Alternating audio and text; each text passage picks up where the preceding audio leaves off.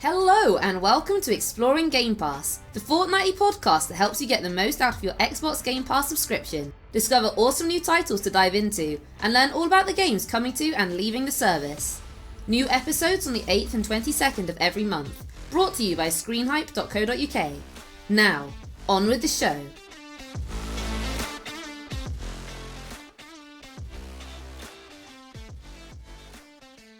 In today's episode, we're going to be looking at Slay the Spire, which is a roguelike deck builder on Game Pass. And this is actually one of my absolute favourite titles on the entire service. And it was my first introduction to the roguelike genre. I discovered it almost by accident. I hadn't heard of it before, no one recommended it to me, but I liked the thumbnail and so I gave it a go, and I am so glad I did because now it really is one of my favourites.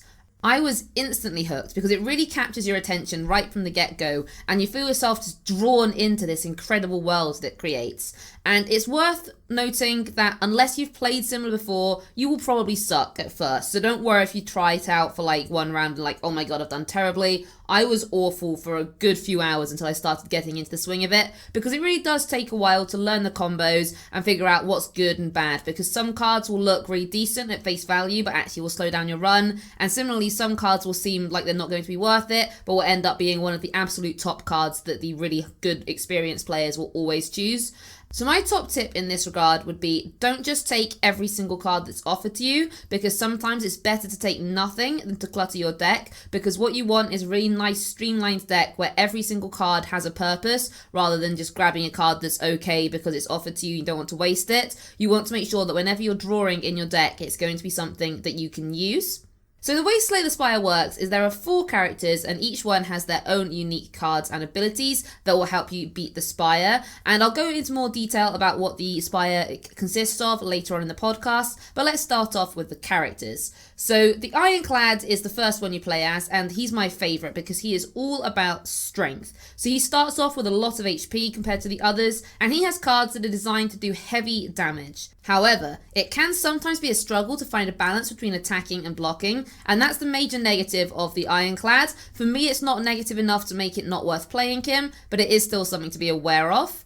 Now, I would say for me, Demon Form and Limit Break is my favourite combo, because the way that Demon Form works is that you get extra strength each round, and then Limit Break doubles your strength. So if you've been playing Demon Form for a few rounds and then you draw a Limit Break, you can get some insane numbers on there. However, I do know that more experienced players swear by a Corruption deck. I tried Corruption for the first time the other day and I was really bad at it, but that's only because I don't really know what combos you're looking for. So if you're trying to go for one that the experienced players do, try and get used to the card Corruption.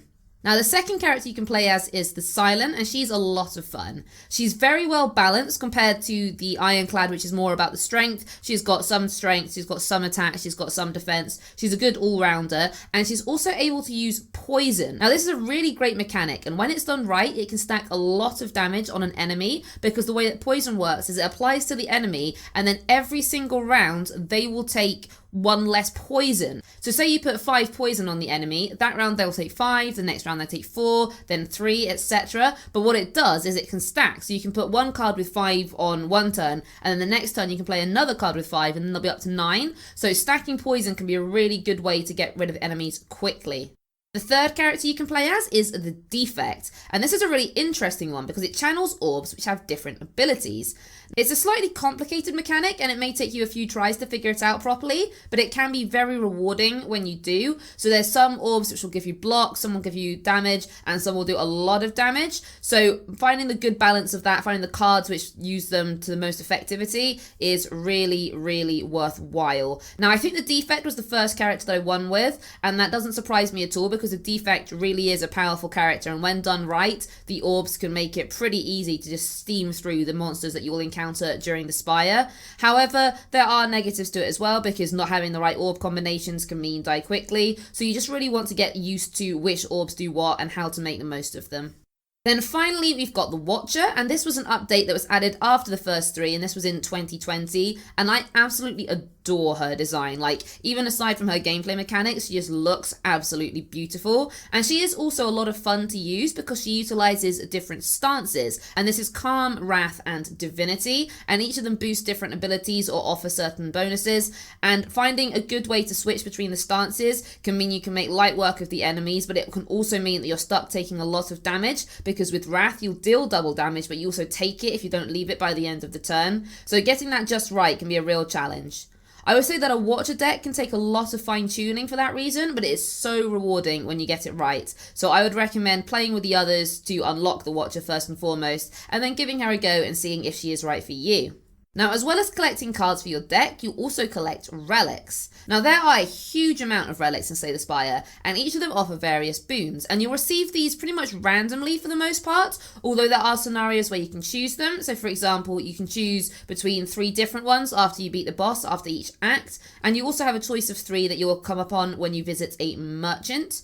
Now, it's worth noting that the relics vary drastically, so some of them are really powerful, and some of them are a little bit useless. Finding your favourite is very much defined by your own playstyle. For example, lots of players absolutely love Snecko Eye and see it as really powerful. Personally, I hate Snecko Eye because what that one does is it randomizes the card costs, and I tend to have relatively low energy costs in my deck anyway, so using Snecko Eye just means I'm spending more energy. I would say that my favourite relic is probably Happy Flower, because this one gives you an extra energy every 3rd turn, and just having that extra energy to spend and play an extra card can be really useful and can be the difference between winning and losing. But you will definitely have your favourite relic after playing with them a while and getting used to which ones work for you. Now, as I mentioned the merchants just now, that's one of the many rooms that you can find yourself in the Spire. So in total, there are Monster, Elite, Merchant, Treasure, Rest Sites, and Unknowns. So the monsters are just typical enemy encounters. Some are tough, some are medium. It completely varies depending on which one you get. Then the elites are more powerful monsters, which are tougher to defeat, but offer better rewards. So you can get potions, you can get relics, you can also get keys, which are part of the Ascension, which I will cover later in this podcast. With the merchant, they all offer card rewards. You can buy, it's all spent with money, which is what you earn throughout your run. So you can buy relics, you can buy cards, you can buy potions. There's also a card removal service where you can take out cards from your deck, so perhaps just weaker cards or even curses if you end up picking them up. There are treasure rooms, which give you a random relic, as well as, I believe, money and potions. And you can also get a key from that, again, which is to do with the Ascension. There are rest sites. Now, typically, rest sites will give you the ability to rest and therefore get back some of your HP, or to smith, which will upgrade your card. So each card has a basic effect and an upgraded effect that'll be slightly better or slightly cheaper. But there's also a relic called the shovel, and if you get that, then at rest sites you can also dig, which will allow you to get a random relic. And also the other thing you can do is recall, and this is a one-off thing that will allow you to get the final key for the Ascension. Now, my favourite type of rooms are the unknown rooms, because these can bring you to any of the other types of room, or they can trigger an event. Now, events are a really exciting aspect of Slay the Spire, and they can be good, bad, or neutral, and they really mix up the gameplay. I find them so interesting, and it makes each run feel completely unique compared to the others, and that is probably why I love the events more than anything else. So I always prioritise finding unknown rooms, just in the hope they'll be hiding something interesting. One of my favourite events involves playing a game of Concentration, which is that card game where you match upside down pairs, because sometimes you can get really good card rewards, but you do need to be careful as some of them are curses, so you might want to think about when to stop if you've got a good idea of which cards are out there, or you might want to go and try and get as many pairs as you can. It's entirely up to you, but you do have a maximum of 5 turns for that one. Now, I might get some backfire for what I'm about to recommend. Some players do regard this as cheating, but personally, I see it as a legit tactic. So although many aspects of Slay the Spire are seemingly random, they're technically decided prior to you encountering them. So for example, once you enter an event, it's already been decided which event you're going to get and what the outcome of it will be. Now, what this means is that if there's a 50-50 chance of a good or bad outcome on an event, whichever outcome you get will be predetermined before you actually make the selection. So what you can do if you get a bad outcome is to go back and avoid ever selecting the event. And you do this by immediately quitting out of the game. It is so important not to click continue because that will lock in your choice. So as soon as something bad happens to you, just quit out from there. Then you simply load the run back up and you make a different decision because it will set you back to the start of that turn rather than what you've just done. So saving and quitting can be used to save your skin if you make a mistake, but I would still suggest using it sparingly because it can only go so far, as everything is locked in whenever you continue past a room, so you can't save and quit to change something you did last turn, which is now negatively affecting you this turn. It has to be something you've done on that turn that you can quickly go back and change. Like I said, some players do see it as cheating, but it's in the game that you can do it, so as far as I'm concerned, if it's possible to do, then it's not cheating. Now, back to what I was mentioning earlier, which is the Ascension. Now, with Slay the Spire, there are 3 acts to it, each with increasingly difficult battles and challenges, especially the final boss battle. If you beat the Act 3 boss, you will then have a chance to face the Heart. Now, you do not have to beat the Heart for it to count as a victory. Once you've beaten the Act 3 boss, it does count as a victory. However, beating the Heart is an essential part of fully completing the game. Now, Ascension is something you unlock once you beat the game for the first time, and this involves getting all 3 keys, because that is how you gain access to the Heart. Because if you beat the Act 3 boss and you don't have all 3 keys, it will just count as a victory. You only unlock access to the Heart upon having the 3 keys, and beating the Heart is what gets you to the next Ascension level. So if you want to ascend the Spire, you will need to collect all 3 of the keys, which are red, green and blue, and I mentioned a couple of moments ago how you get those keys, which is through the treasure, through the elite, and through recalling at a rest site. So what you'll need to do is collect the keys throughout the game and then take on the Heart after the Act 3 boss. And bear in mind, the Heart is difficult to beat. You will have to have a really decent deck and good relics to stand a chance of defeating the Heart. But if you do beat it, you'll be able to unlock the next Ascension level, and there are a total of 20 Ascension levels to get through. Now, I have been a fan of Slay the Spire for a while, and when I launched Screen Hype, I really wanted to use it, not just to share interesting articles with everyone, but also to get to interact with some of my favourite developers. And last year, I was lucky enough to do an interview with Mega Crit Games, who are the developer of Slay the Spire, and I chose questions that were suggested to me by the subreddit for Slay the Spire, and I wanted to share their answers with you, and these were given to me by the wonderful Anthony Giovannetti, so thanks very much to him. And bear in mind that these are slightly outdated, as this was in 2021, but most of them do still apply. So my first question was, when creating the game, what were your inspirations? Did you have any games that you based Slay the Spire on, or did it originate completely organically? And they said, we had so many inspirations for Slay the Spire, but especially deck building physical games like Dominion and Ascension. I managed a board game shop for several years and played everything in the deck building genre I could. Now, I thought that was really interesting that he'd managed a board game before, because that definitely comes through in the game. You can see that it's someone who's got experience with those kind of mechanics, which are a lot more popular in board games than video games, certainly a few years ago. So it's interesting to know that he had that kind of background. Then I asked, one of the coolest things about Slay the Spire is the fantastic artwork. The designs are so unique and fun. How did these ideas develop? Do you have one person who comes up with the character/card designs, or is it a team effort? And he replied, Casey was the primary driver behind the character designs, and I think he did a great job creating some novel creatures that definitely carve out their own identity in a strange world. Our idea generating process was very brainstorm focused. We would have design sessions where we would just write down huge lists of ideas, creating hundreds or thousands of ideas in a single day before doing lots of filtering to find the gems. And I think that's a really interesting way that they found to create the characters and create all the designs, because honestly, the artwork really is absolutely spectacular in Slay the Spire. It really creates its own unique feel to it. The monsters have their own appeal, the cards have their own designs, and each one looks so perfect and so wonderful, and it really adds to the experience of the game alongside the music. I really like in games when they can create a fully rounded experience with the visuals and the audio, as well as just the gameplay and the story. And although Slay the Spire isn't too story heavy, there are lore elements that filter through, but most importantly for me is the artwork that really captures the feel and the ambience of the game. I then asked him, I really love how each of the playable characters have a completely different playstyle. It makes runs feel so varied and intense. How did you originally come up with the ideas for them? What changes did they go through during the development stage? It would be really interesting to hear more about the early character concepts and how they differ from the final versions. And he replied, character design in particular was one of the more time-consuming aspects of development. Each one was unique and done one at a time. Probably the biggest change was the defect. The defect was originally conceived as a gunslinger character. You would load bullets into your gun chambers before firing them off. This notion of gun chambers being filled with bullets eventually became the orb system. Now, I really, really like that answer because it's absolutely fascinating to hear how the defect did go through that change, because you can definitely sort of see that element of a gunslinger in the cards and in the orb system, and yet it's done completely organically to create something new and something different that's not just a guy with a gun. It's such a clever evolution of the character, and I'm really glad they shared that process with me. Then I said, I believe you've mentioned before that you're limited in what you can do in regards to balance changes, brackets, you can only change numerical values, because of localization issues. If that weren't a constraint, are there any big changes that you'd want to make to any of the cards? And he replied, if I could go back and change any single card right now, it would either be Wraith Form, which is too strong, or Clash, which is too weak.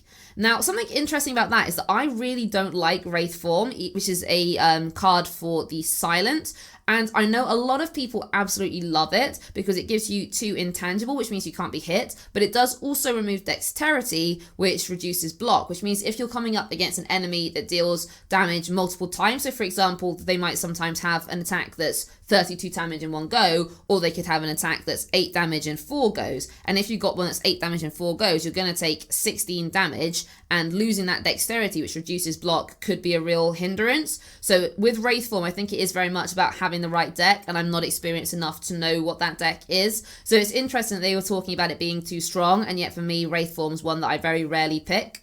So then I said, it was really excited when the Watcher was added as a new character in 2020. Can we expect any more new characters in the future? And they said, no new characters are planned for Slay the Spire, as we are working on our next project instead, Winky Face. And I am really excited to see what their next project is going to be. I would have really liked to get more information about that, but they didn't end up saying anything. I did ask, but they just gave another Winky Face in reply. So they're keeping it very under wraps about what their next project is, but I'm sure it's going to be something very, very special. So then I asked, as a development team, you have a closer relationship with the cards than any of us. What are some of your favourite deck builds or combos? And he said, my favourite card in the game is still Corruption, and I think the obscene combos you can pull off with it are the best for any long-time card game player. And again, that's interesting that he said that, because you may remember earlier on in the podcast I mentioned how I tried Corruption and did really badly with it, but how the experienced players all swear by it. So I think it's very much a case of when you know what you're doing, Corruption is really, really good, but it's going to take a while to get used to at first. So finally, I asked, are there any behind-the-scenes mechanics at play that aren't inherently obvious? For example, are the final act bosses as random as they seem, or are they chosen to counter the deck style of the player?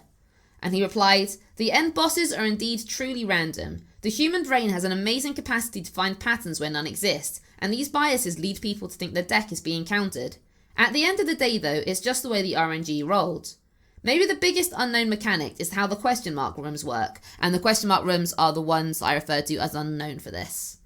And he continues, for example, when you enter a question mark room and get a fight, it will raise the likelihood of getting a treasure or event in the next question mark room. These rooms weight the probability over time to try and smooth over unlucky distributions. Now, I'm really fascinated by what he mentioned about that, because I always assumed that the question mark rooms were entirely random, so it's interesting to note their balance to try and make it so you don't get it too heavy with the bad luck, because like I said, sometimes you can get some really bad RNG from the question mark rooms, so it's good to know they do have a balancing mechanic in place for that. Now, even though I absolutely love the video game, I'm also super excited because they currently have a board game in the works for it. They recently completed the Kickstarter and it was hugely successful. I think it got just under $3 million, so it was a lot of money, and I pledged immediately, and as far as I'm concerned, it's $100 well spent, and I'll just have to forgo the heating this winter because it is a lot of money, but I know I'm going to get so much enjoyment out of it, because I was saying for years that Slay the Spire would work so well as a board game because everything in it really lends itself to a fantastic deck builder, and I absolutely can't wait to have the physical version in my hands. I will have to wait though, because the release date is expected to be December 2023, and then after that it will hit the shelves, so you guys should keep an eye out for that. In the meantime, go on to Game Pass, download Slay the Spire and play it, and then you'll realise why it would make such a fantastic board game. Honestly, I absolutely adore Slay the Spire, so hopefully you've enjoyed listening to me talk about it, and you'll give it a go for yourself. We now move on to the coming soon section, so these are all the games coming on or before December 15th, and naturally some of them will have released as of the time of this podcast. Now, I am going to do this a little bit differently this time, and I'm only going to talk in detail about my favourites, as I think it will improve the pacing, considering there are quite a lot of games this month. Please let me know whether you prefer it like this, or if you want me to go back to my old style. You can find all of my socials on www.screenhype.co.uk, so you can decide whether you want to tweet, Facebook comment, or comment on the site to let me know. But yeah, please do let me know whether you prefer it with this shorter version that I'm about to do, or my previous way of giving details about all the games. So on December 1st, we had Eastward, then The Walking Dead, the final season, also on December 1st. Hello Neighbor 2 came to us on December 6th, but I really didn't care for the first one. I found it boring and clunky, and I have no interest in playing the sequel.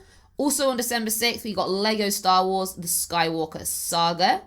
Now on December 8th, we had Chained Echoes, and I'm going to be doing a full review of this one, which is a JRPG, on my site in the next week or so. And I will also have a code giveaway for anyone who doesn't currently have access to Game Pass, so keep your eyes peeled for that. Once again, my site's www.screenhype.co.uk. Also on December 8th, we had Metal Hellsinger, although interestingly, that one's only for Xbox One. Now this is a big one. On December 13th, we are finally getting High on Life, and that's been hugely anticipated by many gamers. It was announced quite a while ago, and it often got a trailer spotlight during showcases. In fact, the trailer has nearly 1 million views on YouTube. Set in a creepy world where humans are sold as drugs, your job is to take out the alien drug cartel. With trippy graphics that definitely make it seem like the aliens weren't the only ones on drugs, this has an incredibly unique style. It comes from the creators of Rick and Morty and Solar Opposites, both of which have a cult following among their fans. You have an alien companion who's also a blaster, and the world is designed beautifully, albeit weirdly. The production value is through the roof on this one, and if the trailers are anything to go by, this is going to be an absolutely incredible game, and likely to be one of the standouts of 2022, so definitely do check that out when it is released. Then also on December 13th, we're getting Potion Craft, and the medieval art style has proved quite popular lately because I've played a few games that look pretty similar this year. Potion Craft is all about alchemy, and that is certainly something I can get behind. I think it's a really interesting concept for a game. There appear to be several materials you can use to craft your potions, as well as different methods of processing them, and I expect this is going to be one of those games that rewards you for playing it longer, as you'll start to get a better idea of which materials achieve which effects. There's also a fascinating mechanic in the alchemical map, which you navigate by creating different potions. You can harvest ingredients directly from your garden, but there are also wandering merchants, which adds another fun element of collecting. You can use your potions to help the townspeople who will come to you with their troubles. You'll need to use your alchemical knowledge to decide which potion to give them based on what they say, so they'll tell you a little bit about what they're needing, and you'll decide which of your many potions to give them as a solution. There's also a haggling minigame where you can earn more money for the potion. There's a huge range of customization for the potions, including bottle shapes, colours, labels, stickers, and I love customizing things, so this is an addition I am very grateful for. The game teases more complex mechanics later on, and I'm really excited to see what these will be. I will say that Potion Craft looks beautiful, and I'm really looking forward to diving into it. I'd wager it'll be relatively short, so I'll probably aim to finish this quickly before starting on High on Life, which I imagine will be a lot longer. And then finally on December 15th, we're also getting Rainbow Billy, The Curse of the Leviathan. And it's worth noting that on the 1st of December, Totally Reliable Delivery Service got its PC release, but it was already available for console. Now to make way for all these games coming to it, Game Pass is also losing a few. Thankfully, there's nothing I'm too upset about leaving this time around, but there are still some good titles here that you may wish to check out before they're gone for good. You have until December 15th to play them, so you might want to carve out some time to finish them before it is too late. As with the coming soon games, I won't spend too much time on each one unless I think it's particularly noteworthy. However, I will say the time to beat for each of them. So the first is Aliens Fireteam Elite, and the main story is 8.5 hours, and it's 42.5 hours for a completionist run. We've also got Breath Edge, which is 16 hours for the main story, 33.5 for completion. Then we've also got Dragon Quest XI Echoes of an Elusive Age, and this is considered to be an exceptional game by many players who really love the Dragon Quest franchise, but unfortunately you would have to play flat out if you wanted to have any hope of beating it before it disappears, because it takes 57 hours for the main story and a whopping 122 hours for completion. And sadly there's no other Dragon Quest games on the service, but I'm hoping they'll add more in the future as they are really popular with the players. They do still have Dragon Quest Builders 2, but that's a totally different genre, so not really the same thing. Then we're also losing Firewatch, and this short and simple game is just 4 hours for the main story or 5 hours for completion, and it may well be worth a go. The graphics are realistic in that kind of less detailed indie style that you see in some games. This first-person adventure centres around a vast wilderness that's in danger of catching fire, and it's your job to contain it if that happens.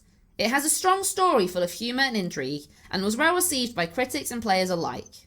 Then we've got Lake, and I remember they released the free demo for this one ahead of time, but I never played it because it just looked so boring from the trailer.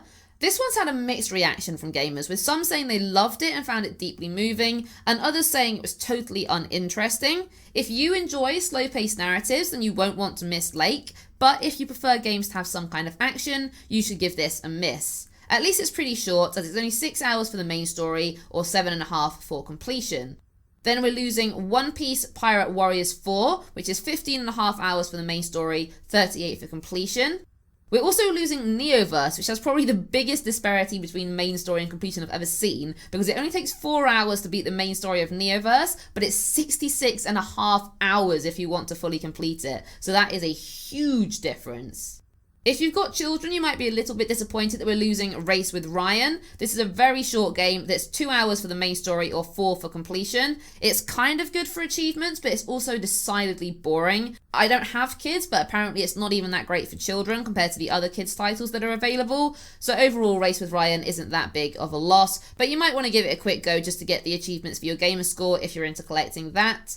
And then we're also losing Record of Lodos War, Deedlit in Wonder Labyrinth, which I had never heard of before. This is a pretty short game, which is 6 hours for the main story, 8 for completion. We're also losing Rory McIlroy PGA Tour, and the main story for this is 40 hours, and it doesn't seem to have a different time for completion, it's just 40 hours, so that's a lot of time, but if you like golf, you may as well give it a go. And finally, we're losing Transformers Battlegrounds. So the main story is 7.5 hours and a completion run is 17.5 hours. I used to really enjoy watching the cartoon for Transformers back when I was a kid, but I haven't played any of the games because it doesn't really appeal to me as an adult anymore. Now, something not necessarily directly related to Game Pass, but still very worth talking about, is the Microsoft Rewards Top 10.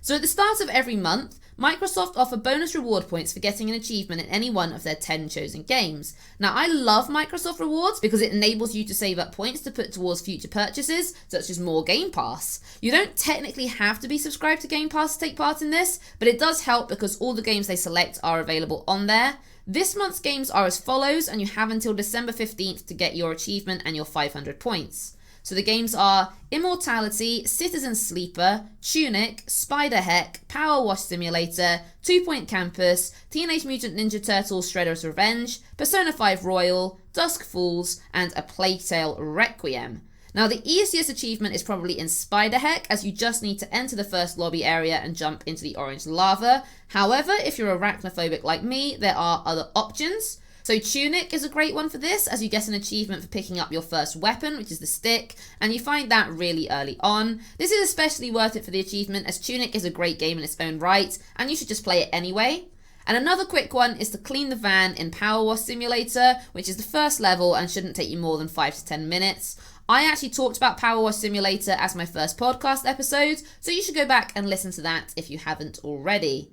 And finally, although it's not a quick achievement and will likely take you just under an hour, you get one for completing the first level of A Plague Tale Requiem. That's another game I've done a podcast episode on, and I think it's very much worth playing. So if you don't want to install a game just for the 500 points, then consider installing this so you can experience the whole game, because it has an absolutely beautiful storyline and really interesting gameplay.